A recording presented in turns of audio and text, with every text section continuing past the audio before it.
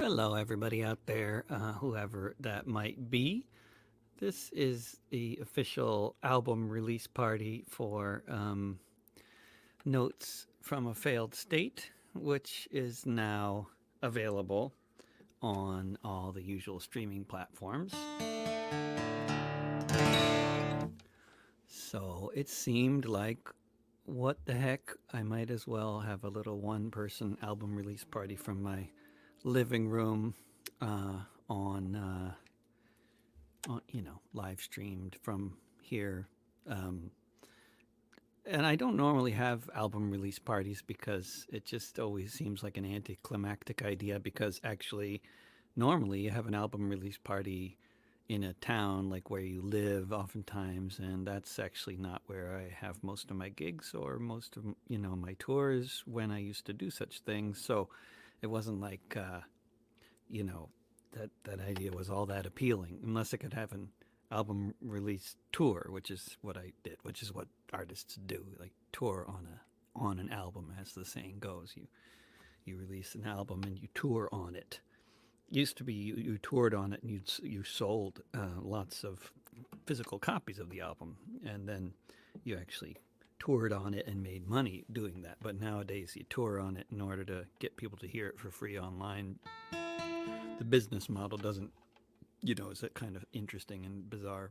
But anyway, that's how it is now.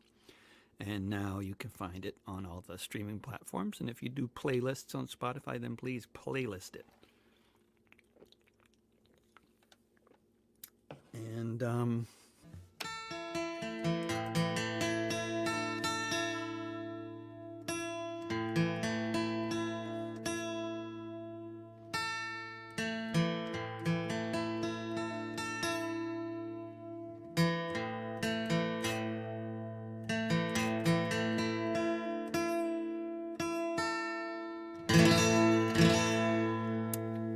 I will be able to see any questions or comments you have, any of you out there who might be watching. I'll see them all. Whatever platform you're on, I'll see them. So as I sing these songs, I'll be in between looking at the comments and stuff. So it's sort of a album release party. In the party sense is like if you're commenting. Otherwise, it's like me playing guitar in front of a screen, but that's fine too. I need to practice. And it's nice to do these songs that are on the album because I've practiced them enough that I probably can do them now and remember what key they're in and stuff like that. Good evening to Europe, and good early afternoon to the west coast of the U.S. and Canada, and good late afternoon to those on the East Coast. Let's see.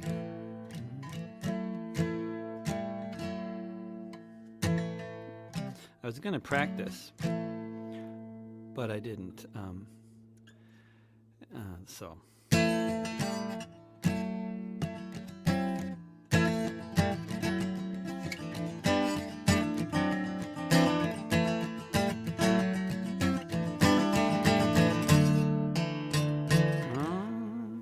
See, of course, if I had practiced, I would have remembered what key I was doing that song in.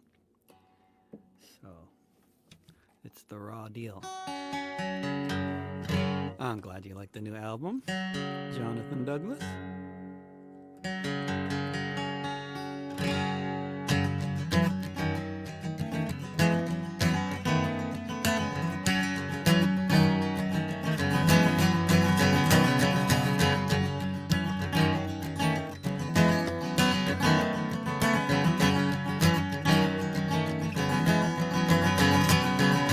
On the edge of something, exactly what nobody knows.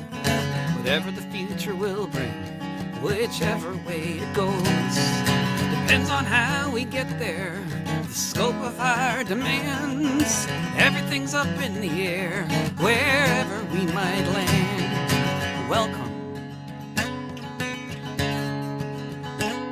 to the precipice.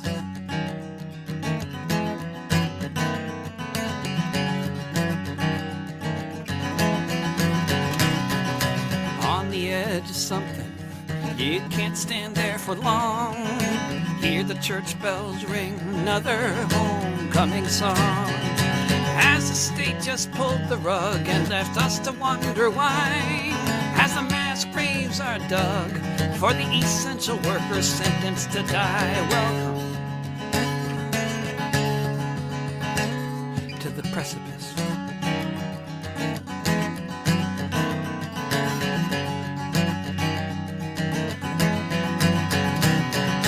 On the edge of something, so many people say things have got to change now. They can't stay this way. Whatever lies ahead can't be the status quo. Doggy dog is dead. Long may it be so. Welcome to the precipice.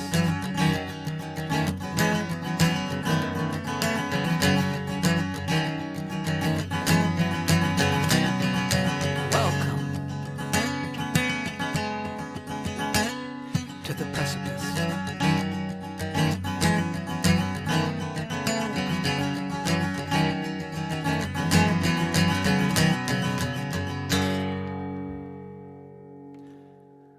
That's the first track on the album, and then of course when you're putting together album order, you don't have to think about how often you're changing the tuning. If I were doing it live,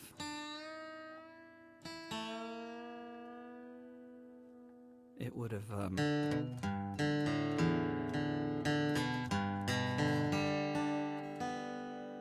then it's more awkward, you know, to change the tuning all the time.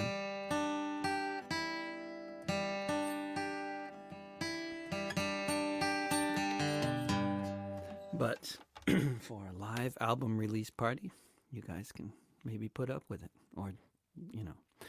Now, Mark Manley in Oklahoma says, love the words below the video. Must have been a lot of work. Now, actually, no. Typing those few words took about 20 seconds. And it was a lot of work to write these songs, and the rest of it wasn't. Doing the live stream is not a lot of work. Although doing 5 days a week of live streaming and interviewing all those people and reading their stuff before I interview them, that's a lot of work. But this is just a little bit of practice.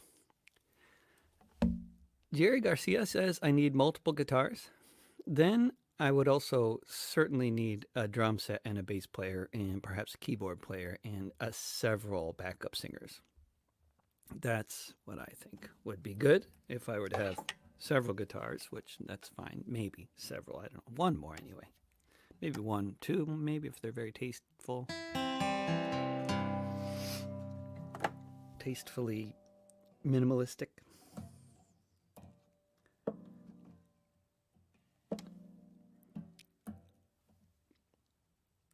So the stream of nice words coming in from all over North America and Europe are very welcome and lovely. I won't read them all back to you, though, unless somebody is asking a question or something like that, probably. Or unless I just randomly feel like singling somebody out for some reason. This is, I guess on the album, this is the only post-rebellion song. Most of the others are post-pandemic, pre-rebellion. This is the second track on the album. Are people still lynched in America? Are people still lynched in America? And what happens when they die? When he begged for his mother to save him, was he resisting arrest when he cried? How does the lynch mob roam free when we already know who they are? Men who murdered George Floyd and then drove off in their police cars to live with such savage injustice. With every new day the earth turns, I'm left with no reason to wonder as I watch Minneapolis burn. Are people still lynched in America? How many just in the past weeks? From Georgia to Minnesota, as the pandemic spikes and peaks. Did you see him pinned down for 8 minutes? Did you see the knee on his neck? Did you see the police station on fire? Did you smell the smoldering wreck? As the National Guard marches in, watch the wheels of history churn in the land of Philando Castile as we watch Minneapolis burn. Are people still lynched in America? And do the poor still die of disease? Are the prisons still full of debtors? Do bodies still hang from the trees? Do the workers still live by the highways? Still struggle to come up with rent? Do families still get evicted when the last of their credit is spent? Do you see all the people who just had to find out what there might be left to learn from the flames that rise from the target as we watch Minneapolis burn? Are people still lynched in America? And what happens when they die? When he begged for his mother to save him, was he resisting arrest when he cried?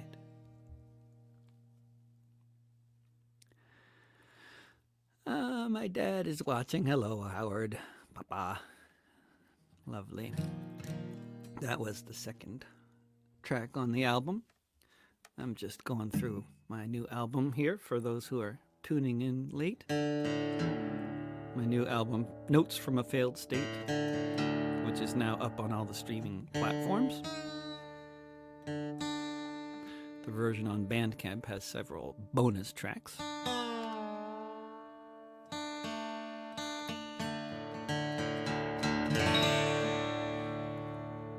And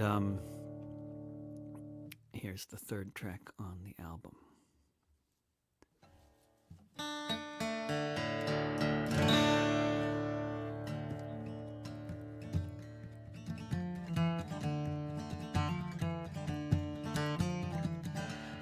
Pandemic is spreading.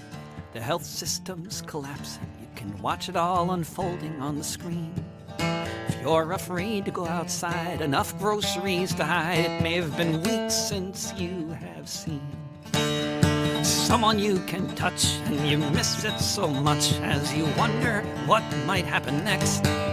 Like when your savings run out and the choice is all about what kind of help you might be able to expect. Or perhaps when COVID arrived, while some struggle to survive, you were what they call essential.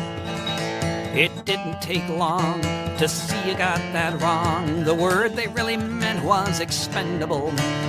It didn't take long to see there was no emergency. Plans in place for something which all the scientists knew was just a matter of when there'd be a pandemic again. And the kleptocrats in power didn't have a clue. Otherwise, why did Jason Hargrove die? Because he kept keeping on, waking before dawn to do his part for society. Jason drove his bus, he didn't even make a fuss at the time of the impropriety. Somebody coughed, the virus was off. Not 2 weeks later, Jason would be dead. What if he had protective gear with sick passengers so near, with no barrier to protect his head? Why did Jason Hargrove die? Stay home, flatten the curve, they say, unless we need you to serve food for us or care for all the ill. In that case, we'll call you a hero, like the workers at Ground Zero, where one by one the cemetery filled. Now in every bus and truck, the drivers try their luck, essentially told, thank you for your service. If these were the front lines, no one put up any signs. Did anybody sign up for this? Why did Jason Hargrove die? Once the death rate peaks in days or months or weeks with each one of the virus's waves. Once we can take stock and recover from the shock of the sight of all of the mass graves. Will this be the impetus, this driver on a bus, along with so many, many more? The nurses and the prisoners, seafarers and farm workers, what will they all die for? Why did Jason Hargrove die? Why did Jason Hargrove die?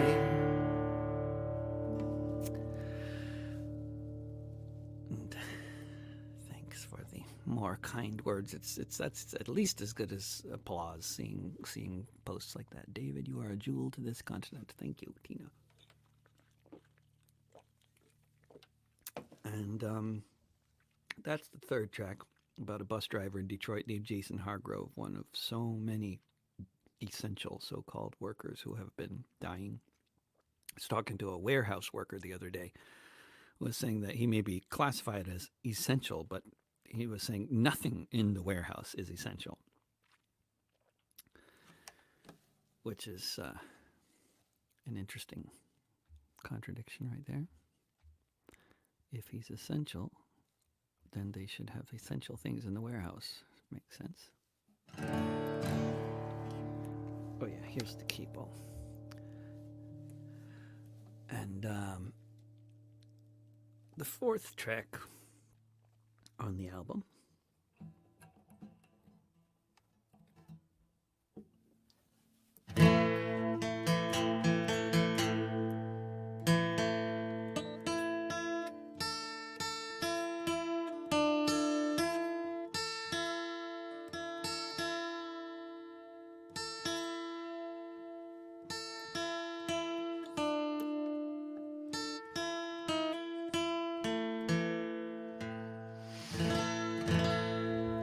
really, the next two are both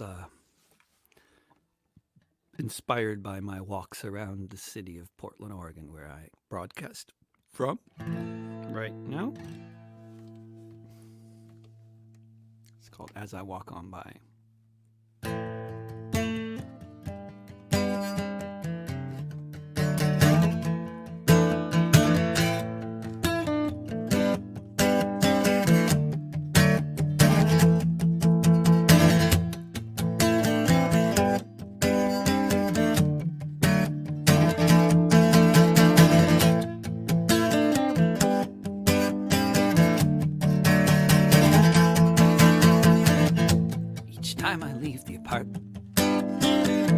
Things change a little more. The rug pulled out so many times. Who knows where's the floor? Folks look more ragged by the day. I can give them a few bucks. Wonder what the future holds. Wish them luck as I walk on by.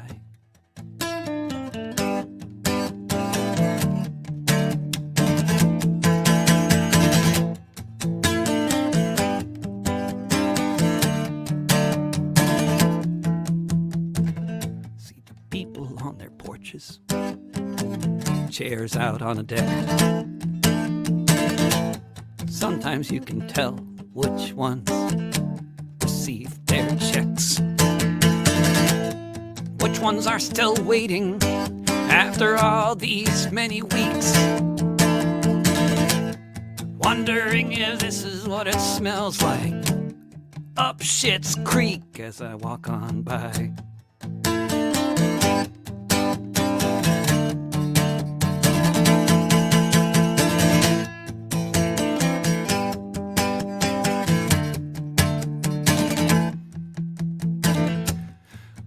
Children ask me, I'm not quite sure what to say.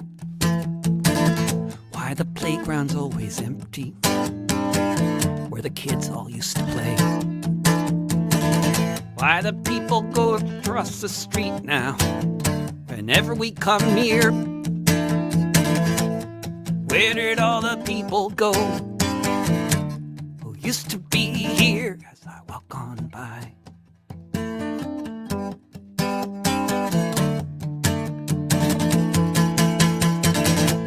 I go out with my headphones on like everybody else does, listening for news suddenly relevant because we all want to know how the virus might transform all of us still here, weathering this storm. As I walk on by,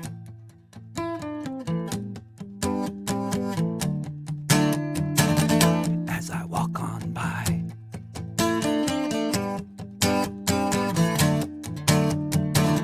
as I walk on by. Oh, Mark wondering what the album cover will look like. I strategically put the album cover on the screen. So actually up on my screen, it's in the upper right. I think it's upper right for you too, unless it's reversed, but I'm pretty sure the upper right, that's the album cover.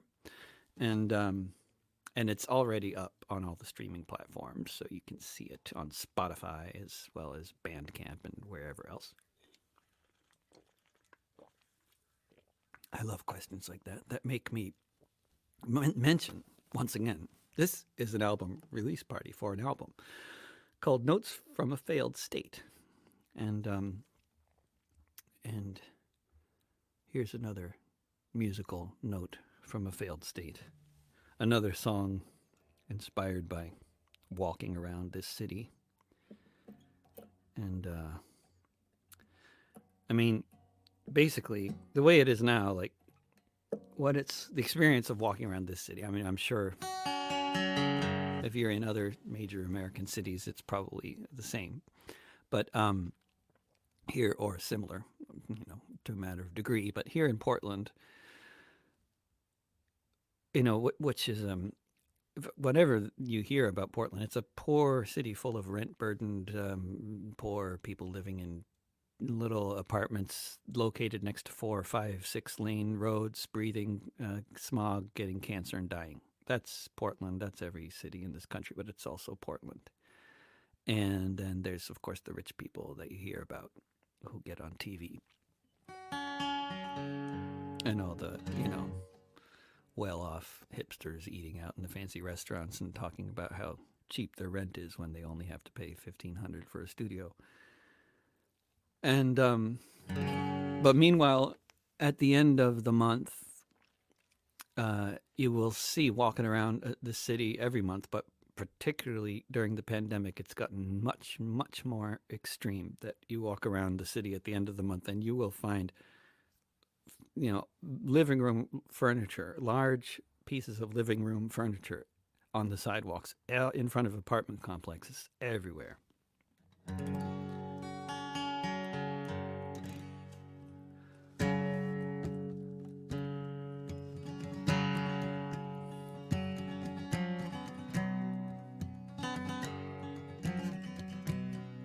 Each couch by the street has a story.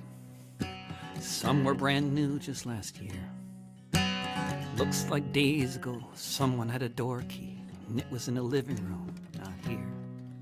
Getting covered in leaves falling down, getting soaked each time it rains. Did someone split quickly, head out of town? Perhaps whoever left these coffee stains.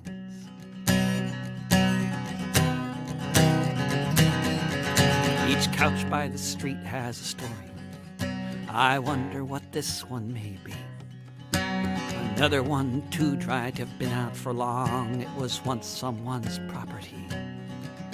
Did they leave their home and move into a car, or find a sofa to sleep on at a friend's place? Did they stay near or go away far, disappear with hardly a trace? Each couch by the street has a story, one that ended without a yard sale.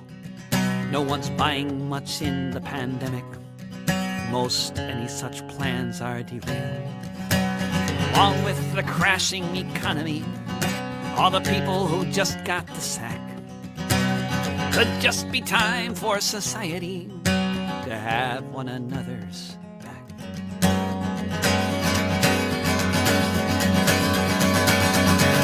Each couch by the street has a story, and those stories will soon multiply. Once the ban on evictions is lifted, once thousands more people have died. While we're here in a country that's failed, when the moratorium is through, when they come to evict your neighbors, what will you do?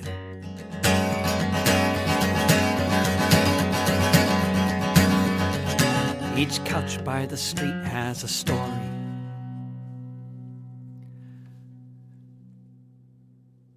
And I can't read my own writing. Oh, yeah, rent party. No. Oh, yeah. The next two are they're kind of themed in the album.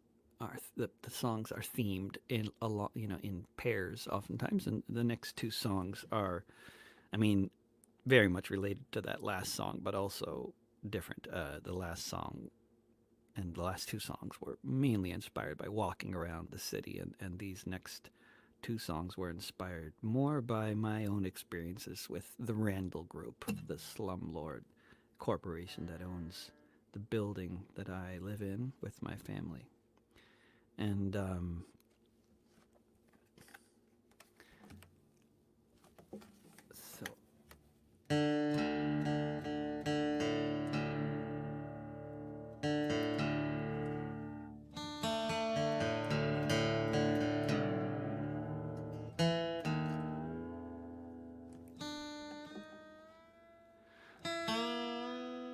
this is a song, I've been putting the lyrics to this song up on telephone poles all over the city for a few months now as a therapeutic activity. You can find the poster that has the lyrics to this song printed out, in PDF or JPEG form at artistsforrentcontrol.org. Then you can click on posters and see the posters we've got. If you want to put up posters that are related to, sort of kind of building community awareness in places like Oregon where there's a suspension on evictions, which is true of many other states, especially if you're in a state like that, spreading community awareness that this is the situation. And then, a little bit of morale building and a little bit of popular education. It's different things. The lyrics. And then there's other posters I've worked on with the wonderful artist Kalindi Jackson in Florida, who've been collaborating with her on these posters. And there's a suspension on evictions. Stick to your convictions. Don't pay the rent. If at home we have to stay, then most of us can't pay, so don't pay the rent. Tell your landlord, sir, that mortgage can defer. Don't pay the rent. If they start rattling their sabers, say, I need to feed my neighbors, and don't pay the rent. It's time now to demand one big union grand. Don't pay the rent. Neoliberalism is dead. It's time to raise your head and don't pay the rent. Strike for the guarantee, a home for everybody. Don't pay the rent. Running water, housing, healthcare all across this earth we share, yeah. Don't pay the rent. Capitalism has failed, put the billionaires in jail. Don't pay the rent. We need a new world now. Let me tell you how. Don't pay the rent. With mutual aid, a new world can be made. Don't pay the rent. From the ashes of the old, if we stop doing what we're told, and don't pay the rent. Solidarity with society. Don't pay the rent. Our lives matter a lot. The landlord's profits do not. Don't pay the rent. We can redefine what is theirs and ours and mine. Don't pay the rent. There's a suspension on eviction. Stick to your convictions. Don't pay the rent.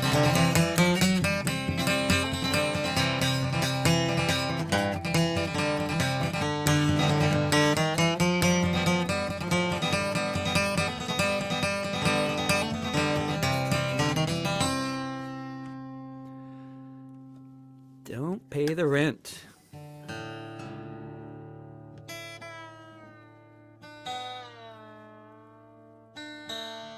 And then that's the sort of more like upbeat kind of version of the idea of not paying the rent. And then, yeah.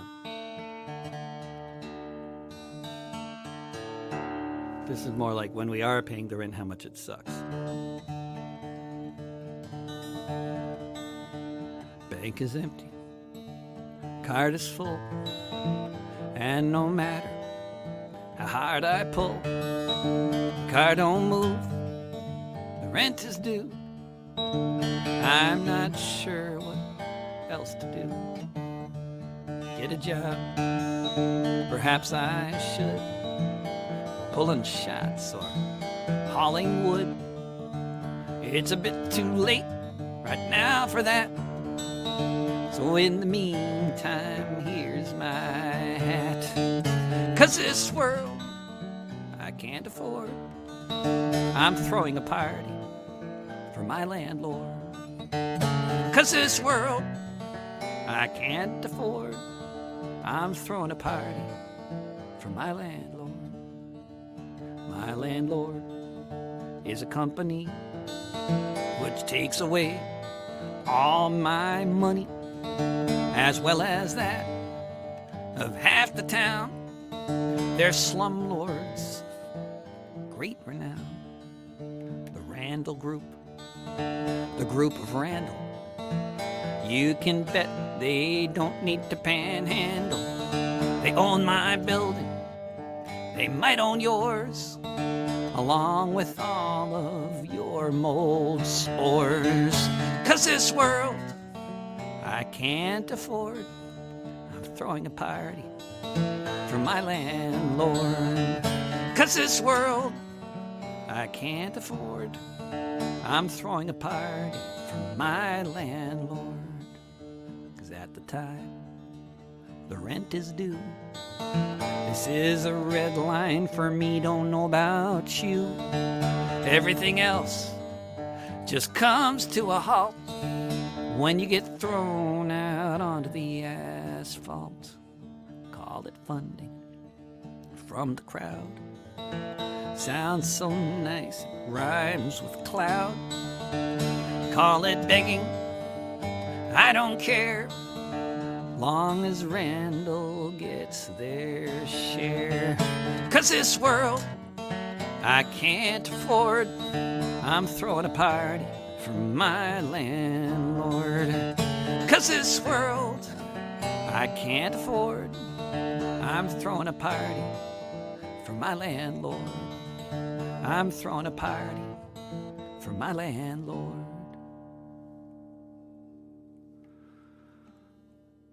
Tar and feather party for the landlord would be a great idea. And actually, tarring and feathering is also a traditional and terrible thing to do to people, but still, it was also in many different, at least some of the rent strikes I've read about in the past. Part of the struggle is not only against the landlord, but also against anybody that isn't joining in the rent strike. You know, these things, people need a little help sometimes. And we're not there yet.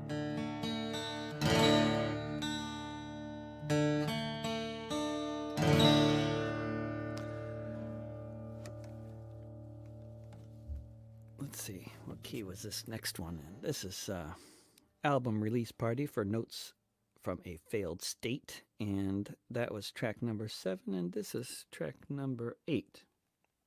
Let's see. I think it's track number 8. Let's see if, I mean, it is track number 8, but whether I can play it properly. I didn't actually practice any of these songs since I recorded them a month ago. But when you record an album in a studio, you end up playing the songs a lot, even if it's just like a solo guitar thing. So I think I remember it so far. I remember them all. My right leg fell asleep.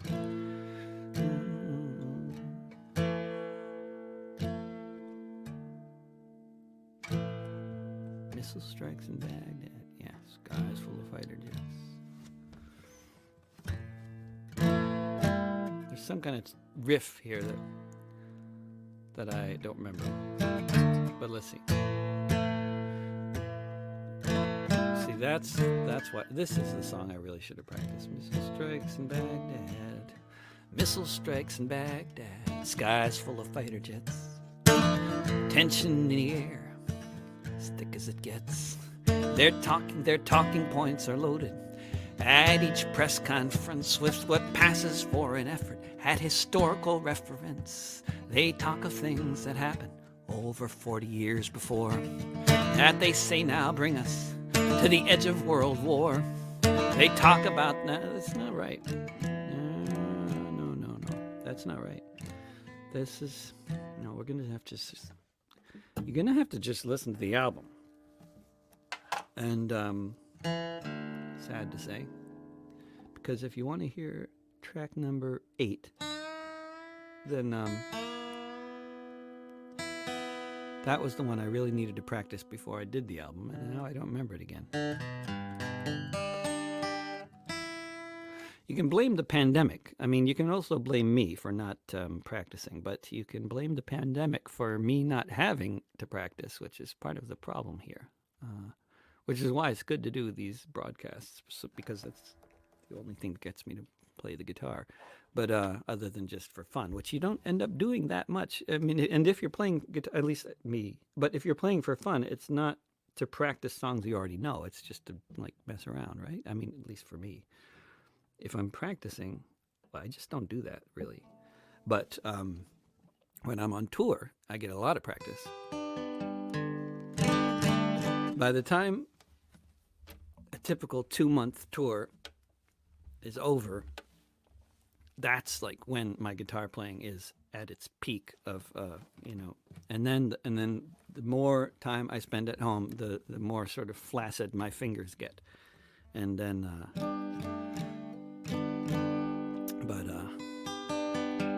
and at the beginning of a tour, I'm often like messing everything up at the beginning. The first few shows, they're often not the best, probably. I talk the most in the first few shows because I haven't been on tour for a long time, so then I end up talking a lot, which is just how it is.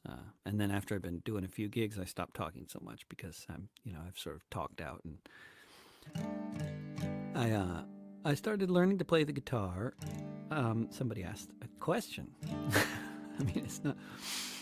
No, that's okay. You don't have to ask questions, but that's very exciting that somebody asked a question. I feel so like a celebrity when somebody asks a question, I started learning the guitar as a teenager, and the actual reason I started playing the guitar, for better or for worse, was because it was a small and portable instrument, and I had played the cello and the bass guitar, and then having a small and portable instrument that I could walk around in the woods with and do psychedelic drugs, which is why I was walking around the woods as a teenager so much. Not the only reason. I liked walking around in the woods, but it was also an excuse to go off in the woods and do psychedelic drugs, which was a solitary experience for me for the most part. And I brought a guitar with me because it was small and I could carry it, unlike the cello, which was the completely accidental reason I started playing the guitar as a teenager. And, there were other reasons to keep playing it later, but that's how I started. And you guess how many songs I've written? I think at least 500 now. at least maybe 600. I don't know that I have actually sort of kept track of anyway. Last time I counted was like 400, but that was years ago. So, but as I always say, it's about how good they are rather than how many. Lots of people write lots of things that are just junk. You can look at the internet, you can see that. But if you can write something good, and if you can write a lot of things that are good, that's great. But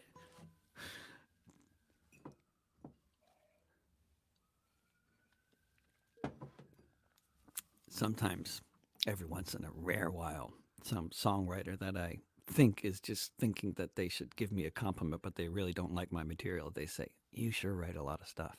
Something like that. It's just kind of like complimenting the dress of the pianist. Anyway, back to the album. Well, I sort of aborted that 8th track, which is called "When the Students Took the Embassy." It's about the takeover of the CIA/American embassy in Tehran in 1979, and it's a good song, but I don't remember how it goes. And this one I remember, because this one I was actually singing on a tour. The last time I was on tour was in Australia for a week. It ended very quickly just before St. Patrick's Day, when the borders were all closing, and I changed my plane ticket and came home. But I actually did play this song with on the tour, and so it's easier to remember that way. And it's one out of 3 prisoners at San Quentin in Marin County in California currently have COVID-19, and of course it's spreading across the prison system throughout the country, along with the elder care facilities and lots of other places, slaughterhouses, farms, all kinds of other places. And one of those folks who's in prison right now is in Texas, is Alvaro Luna Hernandez. And I only heard about Alvaro Luna Hernandez just like last fall when I wrote this song.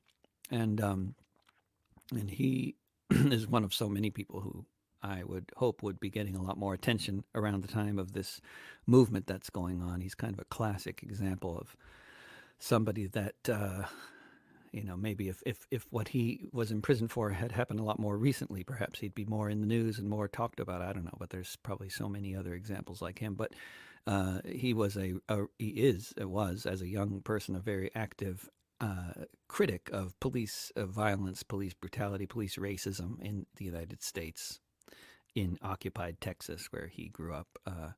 And he became a well-known critic of the police and was beaten by them first time when he was only 15.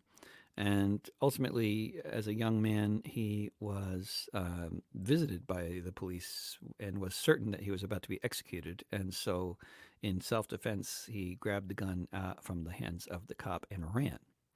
And did not hurt anybody in that process, but ultimately he was hunted down and somehow managed to get captured without being killed, which was quite a phenomenon in itself, as they were firing huge amounts of ammunition in his direction.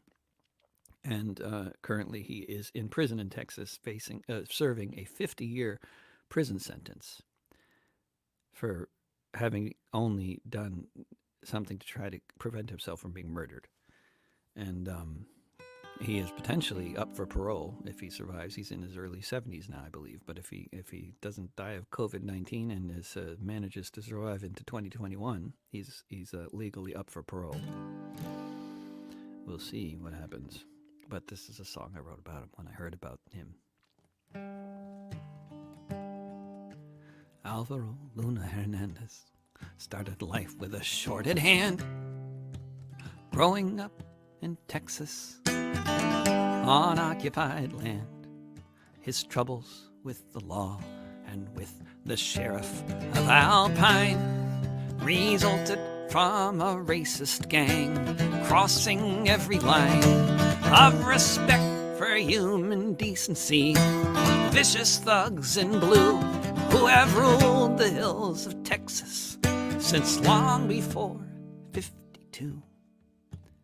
In the middle of the 20th, when Alvaro was born, it wasn't long before the first time that he was torn from the streets of Alpine to a windowless cell, when the cops kicked in his head till no one could tell if he'd live or die, and somehow he was breathing still when the morning sun was shining in the Texas hills.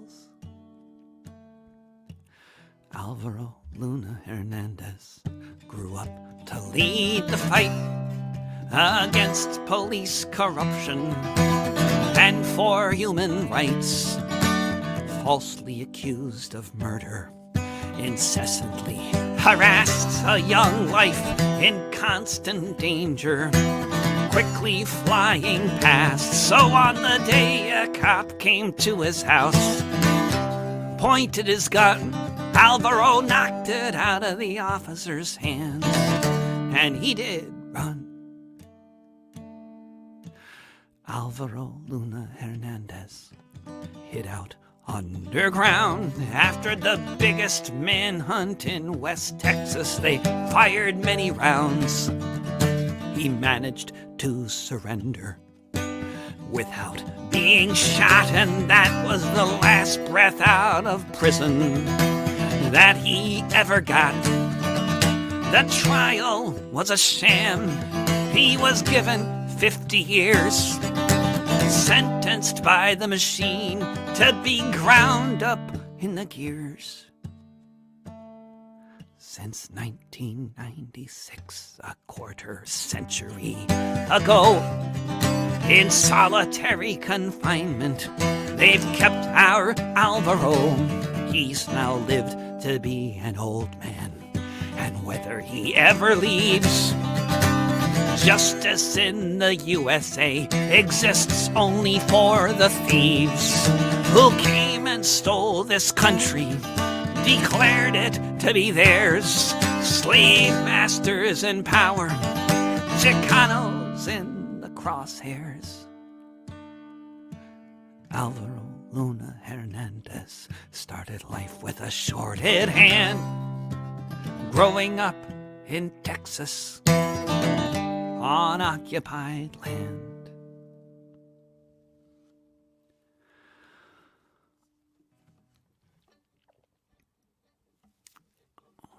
Thank you, Bev Grant.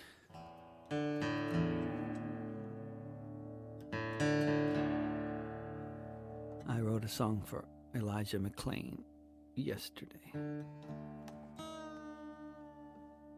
and you can hear it on wherever you're watching this, in case you haven't.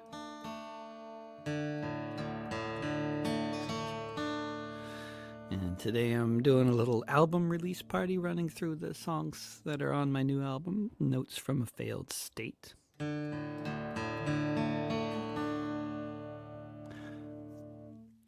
if I tried to do something I just wrote yesterday, I don't think I could, because it's a weird thing with writing songs. You write a song, you record it, and then you forget it, at least for me, unless I practice it. This is another one that I actually have practiced because I toured last fall playing this song all over, I don't know, different countries.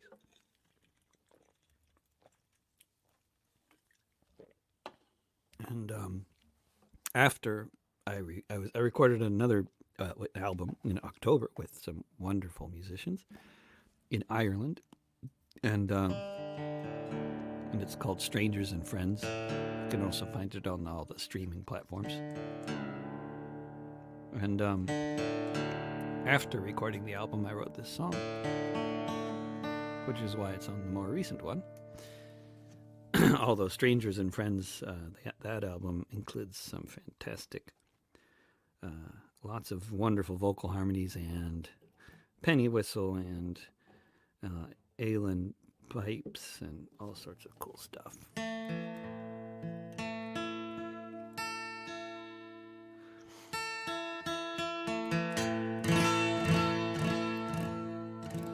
Yeah, Howard says, That was a tragic story. Here's another tragic story. I kind of specialize in tragic stories.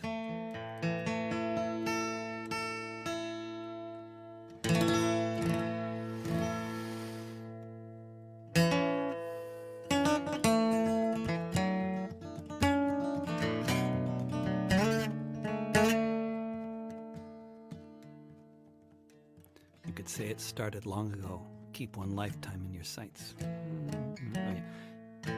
How's that go? After bragging about how I remembered this song. You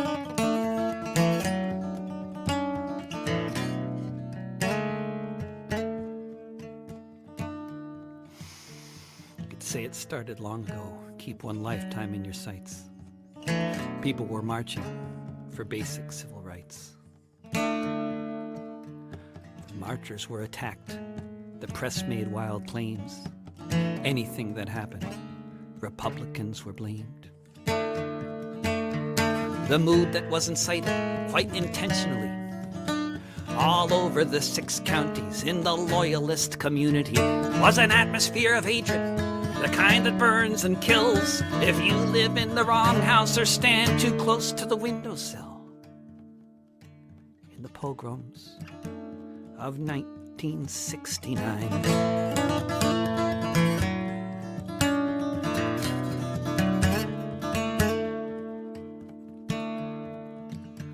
With torches, pikes, and guns, neighborhoods were attacked, supported by police, if anyone dared fight back. And fight back people did, kept the loyalist mobs at bay. Far more homes would have been destroyed if not for the IRA. Defensive lines were formed as best as could be done. 50 buses hijacked and lit up in the summer sun. Surrounding the burned out shells of the houses of Ardoyne, while just beyond them Orangemen sang the Battle of the Boyne. In the pogroms of 1969.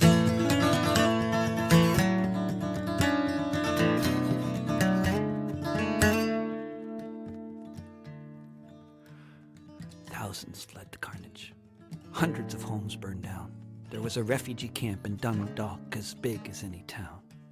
The British Army invaded the north and started building walls, separating ghettos from the bog side to the falls.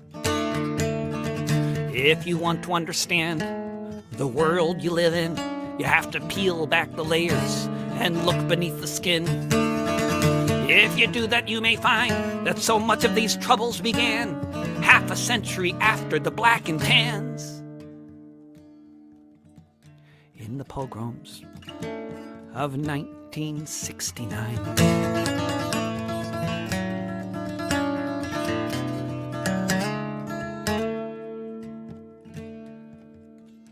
You could say it started long ago, or keep one lifetime in your sights. People were marching for basic civil rights.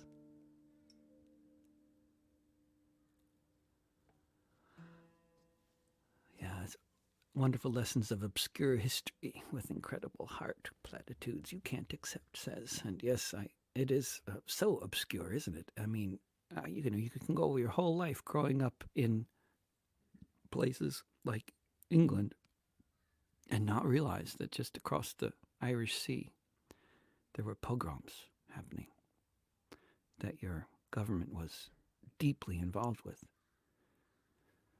And yeah, people didn't know. People still don't know. Some people, some few more people knew because I wrote a song about it.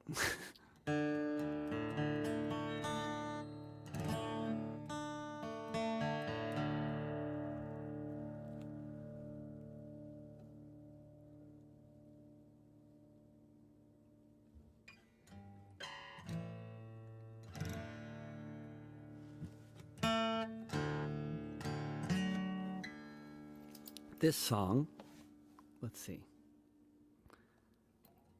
I think I can remember it. It has a really cool riff. I either will get it or I'll not.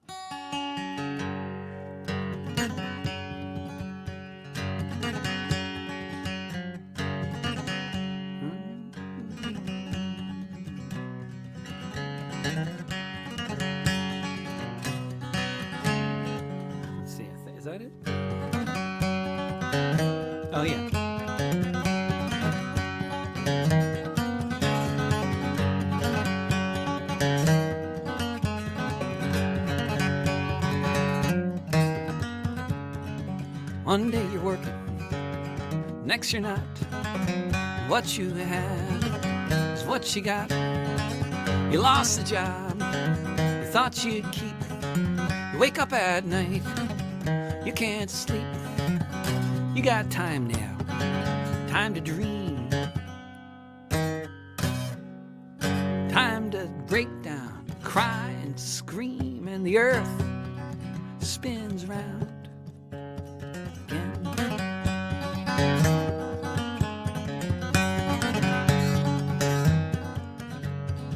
Sometimes your goals of any size just vanish in front of your eyes, and all that's left is what you see, like the squirrel outside your window in that tree, and the man there on the screen who wants us to try injecting Listerine, and the earth spins round again.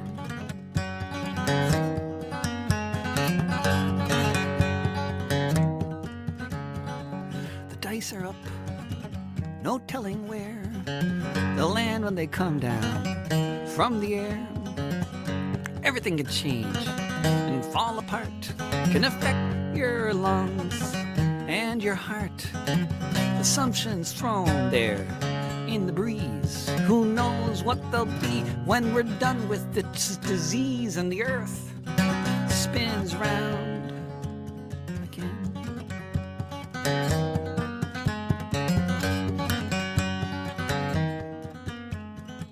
One day you're okay, things are all right, then all of a sudden, overnight, foreclosed, evicted, living in cars, empty hotels and wine bars.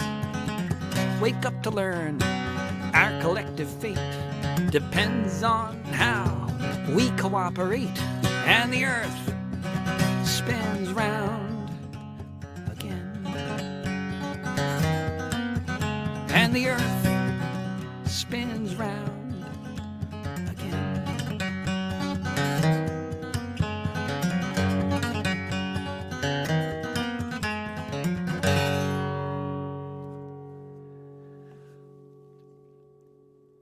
That's the 11th track on the album, and on the version that's on all the streaming platforms, there's 12 tracks. On Bandcamp, there's 3 more bonus tracks, but this is the last of the tracks on the Spotify, on the streaming platforms, and I also made a poster with the lyrics of this song with Kalindi's.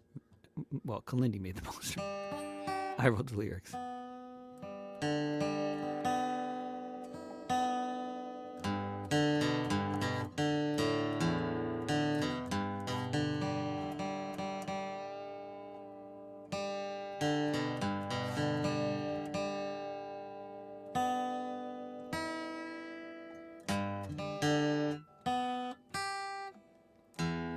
Let's see.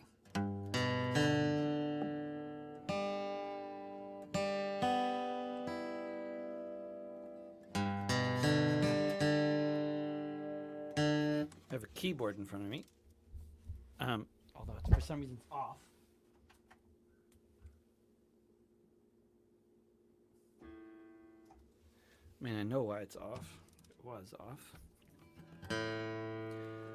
Because every time the baby here tries to play the keyboard, the toddler stops her.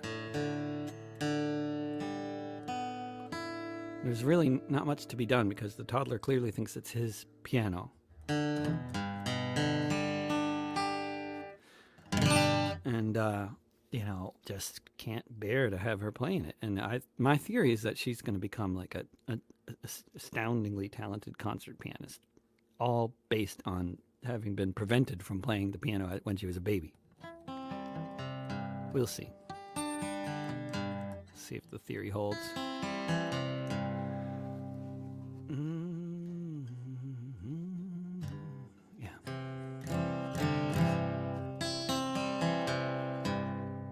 I think the slogan, "Free the Imagination, and other slogans from the late 60s in France, like be reasonable, demand the impossible now, that Rob Johnson wrote a wonderful song about, based on. I was thinking of that, and like a one thing I saw on a wall from Paris '68 said, "Those who lack imagination cannot imagine what is lacking." That's also on my posters I've been putting around. And I think at times like these, we have to be able to think about, think outside the box. What are we trying to create here?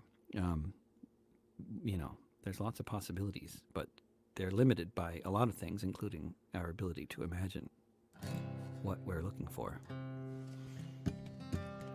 So moments like these, everything is in the air. The possibilities are nowhere and everywhere.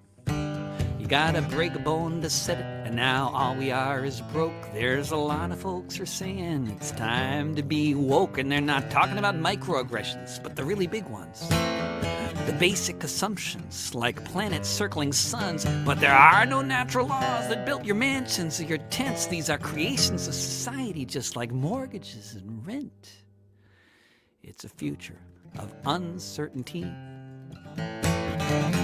But our liberation can only be as free as our imagination.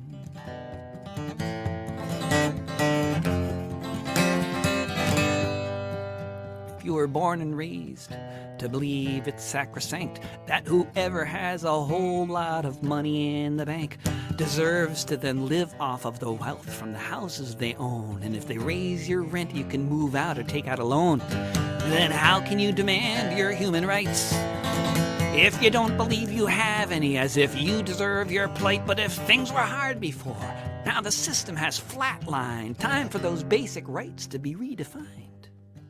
It's a future of uncertainty, but our liberation can only be as free as our imagination.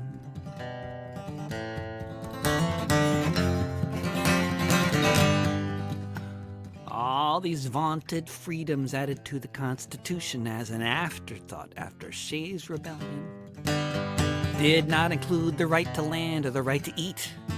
Oh, the right for human beings not to be dying on the street. It's moments like these, standing on the edge, that we might catch the strongest breeze to land furthest from the ledge. We can fly, All you need is wings. We can house and feed each other. Together we can do anything.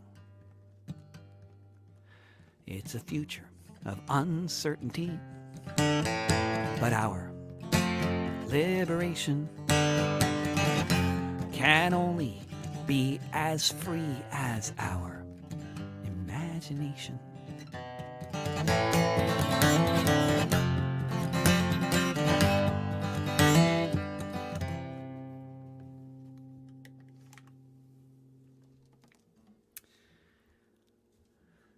That was the last track on the album, and actually I'm gonna abandon you all and finish working on a song that I was writing before I started doing this album release party. Song about July 4th, particularly this July 4th. Bookchin wrote some great stuff about imagining the future we want to see as being integral to the revolutionary project. Yes, absolutely, James Arnett. I completely agree, and I love Bookchin. My favorite quote from him, James writes, is that that is probably, quote, the assumption that what currently exists must necessarily exist is the acid that corrodes all visionary thinking. Oh, beautiful. That is fantastic. Wonderful quote. And thanks, Mark and Bev and Dylan and everybody else for tuning in. It's been a pleasure, and I hope you've enjoyed it too. And interesting to note how much of a bigger audience we have for the album release party than I ever get from my interviews, which is not surprising, I suppose, because maybe you are following me on one of those platforms because you like my music. So that kind of makes sense. But that's what I'm doing on the weekdays. There's lots of interviews. And if you happen to be a musician or a poet and want to join my open mic, I'm doing every Monday. Pandemic Open Mic Mondays is 10 a.m. Pacific time, 1 p.m. Eastern, 6 p.m. GMT every Monday. And then my interview shows are every Monday, every weekday, Tuesday through Friday at 10 a.m. Pacific time. And yeah, you can, don't need to make any more announcements because I think you already know all that stuff anyway. But yeah, this has been an album release party. One person, living room, quiet album release party. Well, it was kind of noisy at times. Notes from a failed state. And now, if you're really hardcore fan, then you can watch this space because I'll be posting a song sometime, probably in the next few hours. Yeah, about July 4th, called Born on the 4th of July, because whoever made that wonderful movie doesn't get to keep that phrase all to themselves. Keep on keeping on. Don't pay the rent.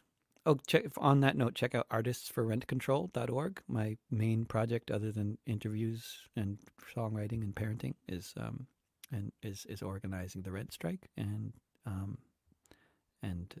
related activities. Artistsforrentcontrol.org. Especially if you're around Portland, but also if you're somewhere else looking for some ideas for how to do this sort of thing. Not that I have all the answers, but I got a couple, at least 3 of them. Okay. Take care, everybody. Thanks for tuning in, and see you in cyberspace and eventually in the streets and on the road, or on the road and in the streets, or some combination thereof. Bye for now.